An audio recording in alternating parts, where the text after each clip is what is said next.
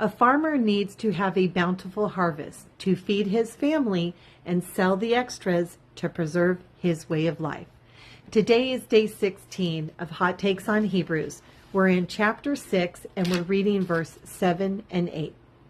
Land that drinks in rain, often falling on it, and that produces a crop useful to those for whom it is farmed, receives the blessing of God. But land that produces thorns and thistles is worthless and in danger of being cursed. In the end, it will be burned. So, our life is the land, and the harvest within us are the seeds that God plants, which is the gospel of Jesus. God is the farmer, and he is planting those seeds within us.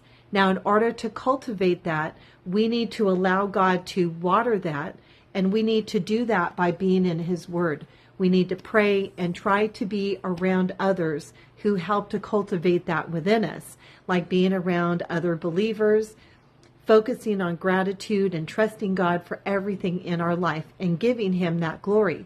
When we allow weeds to come in, which a farmer doesn't want to have weeds, those weeds are temptations and things that cause us to keep our gaze off of God. And when that takes root and we have that too much, we start not being in the Word, we're not talking to God as much, and our life is not bearing the fruit of the Spirit. Love, joy, peace, patience, kindness, goodness, gentleness, faithfulness, self-control.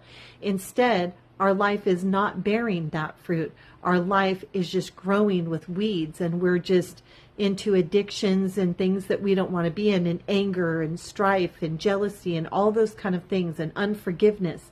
And that's not the harvest that we want to produce in our lives.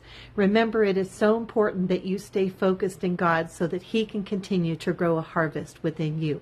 God loves you, and I love you.